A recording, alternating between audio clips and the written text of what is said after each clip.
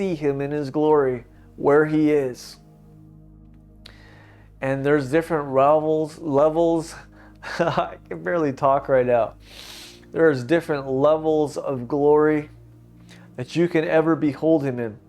One thing I saw while in worship was the more you would worship, the more you could see what God's doing.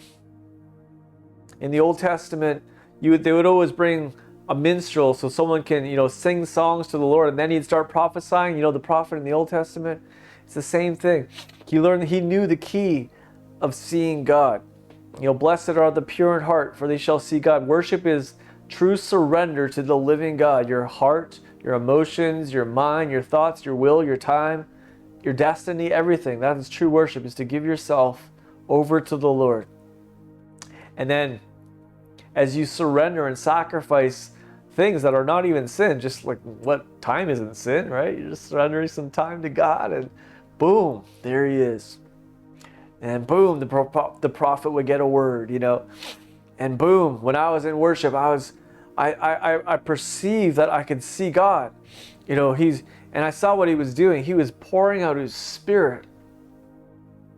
And the deeper we would go in worship, the deeper you could see what he's pouring his spirit on all flesh and spirits. He was pouring his spirit upon those in heaven as they worshiped. And the ones who worshiped the most could see him the most. It's like worship takes your eyes off of you and places them on the author and finisher of your faith, and God is a rewarder of those who diligently seek him. What is he rewarding you with? Life more abundantly, which is him. Which is him coming through you, which is him coming to you, which is him as a shield around you, and the glory just spilling out of the temple of the Holy Ghost. Life more abundantly is his life cascading through every fiber of your being, through your life. Out of the heart flows the issues of life. Well, maybe it be your issues, or maybe it's God issuing his life through your heart that's surrendered to him through purity. Without sanctification, no one will see the Lord. Without holiness, you won't see the Lord coming through you. Or you won't even see the Lord coming through others. You might mistake it you might say it's the devil or something, You remember those old revivals and stuff like that, where people are getting born again, they're getting delivered from devils and all that stuff, and it was being persecuted, saying, no, man, all this laughing is from the devil. These healings and these salvations are from the devil.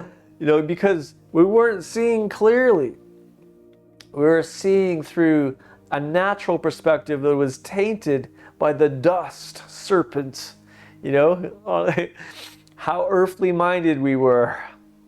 But no, God has called us to come into the heavenlies, to sit with him in heavenly places. Sit with him? Yeah. Come up here in a place of rest and just watch him do his best. What is that?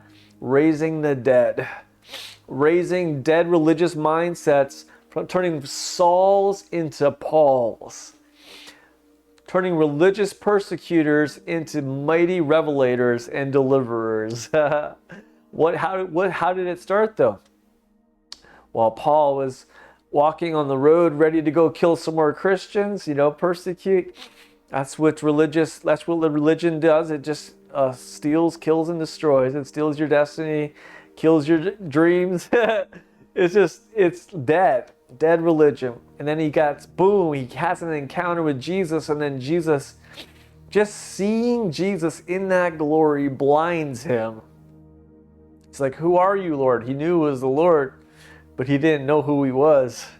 He knew it was the Lord, but he didn't know the Lord. So he's like, who are you, Lord? It's like, man, I've been serving religion, haven't I? And he was blinded. It's not that Jesus blinded him. It was just like, that's what the glory does. It exposes everything that we are. And Paul was blind by religion. Saul, I should say. And then he became Paul. He became revelatory. He became one of God's closest friends. That he could just walk with him and share. God would share the mysteries of creation and the mysteries through revelation, by giving him visions and dreams and revelations, catching him up to the third heaven and showing him reality. And it was like Paul wrestled that the rest of his life. Whether I'm in the body or out of the body, I don't know. I know a guy that was caught up into the third heaven, went from glory to glory. I don't even know which part of me, that part of me was crucified back then. I don't know. But he had all this encounters through walking with God. It all started though with having an encounter with Jesus. And that's the beginning place. That's the first level of glory, is seeing Jesus. And then Jesus disappeared because he couldn't see him anymore. He was the blinded. He had to get that religion off. That pride, like scales, just fell from his eyes. When the humbled man came and prayed for him, there was a man who gave alms to the poor, gave money to the poor, stuff, alms. Not arms, but gave alms to the poor. And he prayed for one of the greatest apostles of the New Testament to have his natural vision back opened again, because his heart vision was opened through seeing Jesus. He had to be humbled, because that's the only thing pride gets, it has to be humbled so you can see. And then he began to walk with God, as to show us for an example of what it is. It's just like we need to get out of religion and condemning things we don't understand, so we could just walk with the living God. And then, where did Jesus go? It's not that he disappeared. It's just he was waiting, for Paul to come to another level of glory. Then he gave him